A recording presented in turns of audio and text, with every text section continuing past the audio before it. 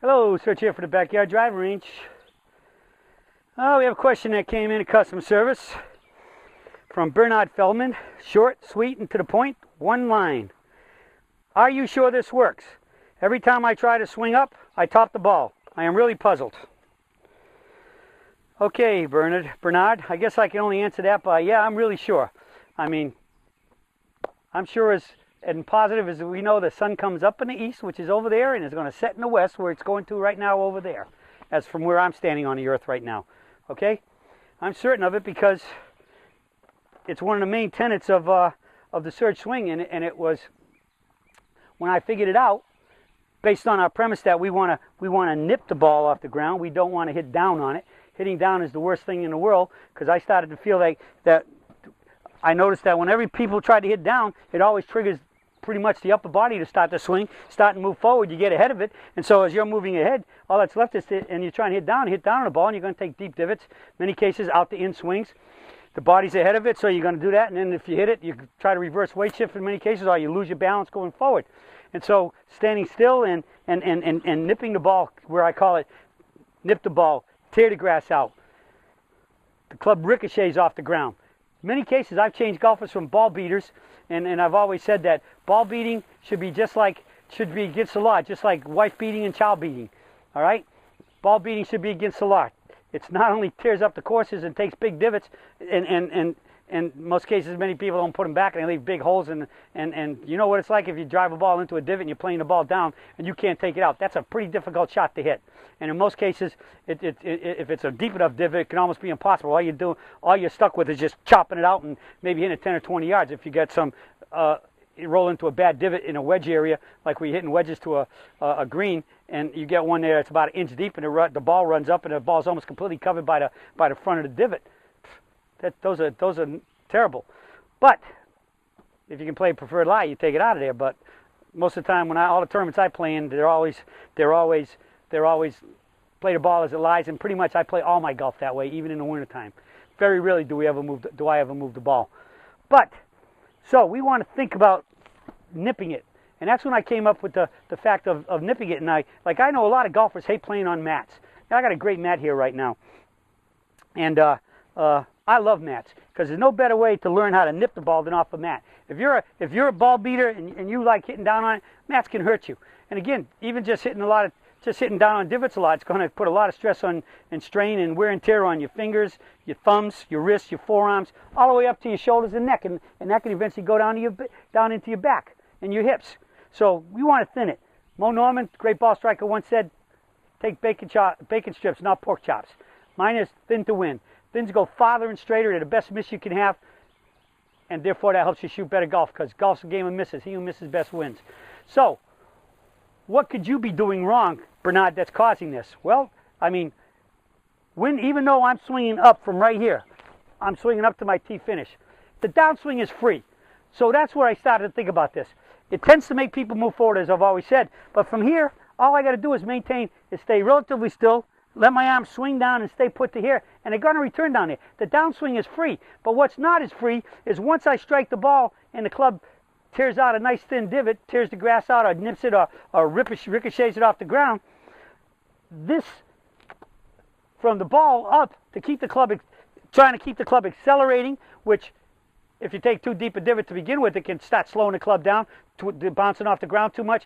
Taking a deep divot can twist the face, which can affect direction and loft of the club and everything else. Nipping it, the club is less inhibited or impeded going through impact.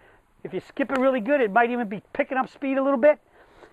But from that moment of impact to the finish and the recoil and relax, it's all against gravity. Gravity is giving you zero help. It's doing nothing but working against you.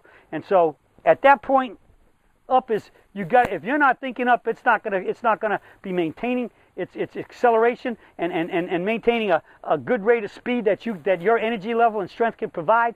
And you don't want gravity cutting you off and slowing you down and beating you up too fast on that one. So I put the focus to here, all the way to my finish, and then recoil and relax. It's not over. It's everything when I take a practice swing. is I feel my finish, and then when I hit the ball, my whole goal is to get to that finish, recoil and relax, square to my target. And I should be able to, when I do that, I should be looking at a ball that's flying somewhere right at my target, right, landing somewhere right in a close vicinity wherever my club is pointing when I do that. All right, so the key is swinging up is critical, but you just can't come up too soon. Now, again, if you are turning too fast out of the way, yeah, you top it all day. All right. If you're feel like you may be moving too much forward and you come backwards, I can top it too. Just like if I come back here and I move ahead too much, I can skank it over there. If I make the mistakes that golfers make, I can hit the ball the same way. All right. So the key is you have to learn that you have to keep the wide knees out with pressure, keep the knees quiet, because level knees are important. Because if you can't keep your knees level and you're lifting your foot and kicking your knee in, all it does is your whole body is just rocking and rolling back and forth. It's like you might as well be trying to hit a golf ball standing on a waterbed. All right. So you keep the knees quiet. You get into the proper setup position, preloaded heavy right. Much of these terms are on other daily videos. You can blog it in the search engines up there. But in the end, if you really want to learn about this swing, you got to get into it, and you got to go purchase the manuals and some of the videos and get into it, because these dailies are basically answering questions of people who know those things, and they got something missing, or they're just misunderstanding something, or something's off in their swing, and they're looking for me in these dailies to give them a little hint as to where to go or what to do. All right, but they already got the basic concept. You have to have the concepts to be able to do these things. And the whole concept of being behind the ball is standing here and keeping ourselves quiet till impact. The whole world today basically is this: when they start their swing this way, they're automatically ahead of the golf ball. And if you're moving ahead of the golf ball and you're trying to swing up, I can see you topping it all day. If you stand in here and your first move is to go like this, you're already so far ahead of the ball that, as you're turning and the club's coming down, your body's standing out of the shot, heck, you do it bad enough, you could be whiffing.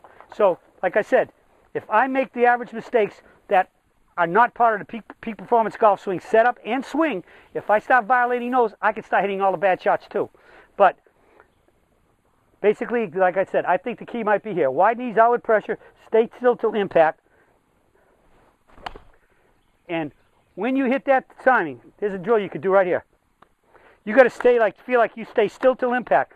Nothing, basically, you're in the same level position, bang, and then it's up. I feel like as soon as my right arm and hand passes my knee, which is almost instant impact, at that point, my whole right side, from the right foot all the way up to my head and down to my hands, everything is chasing my hands and club to the finish, and then the recoil and relax. Boom. You can't come up before the hit, before impact. Bing, bang. That's why I call it the Big Bang Theory. Get that impact, and then you stand up. So if you're topping it, you've got to be either mover on the ball, up and down, back and forth, or a combination of all, or standing up too soon before you even struck the ball. You've got to stay level till impact. Level till impact, and then when you hit that impact, poof, everything stands up to that T finish. AFAP, as fast as possible. Okay, that's it for the search for today on getting the right amount of swing up to hit good shots and shoot those low scores. That's it for today, and I'll be talking with you all again soon.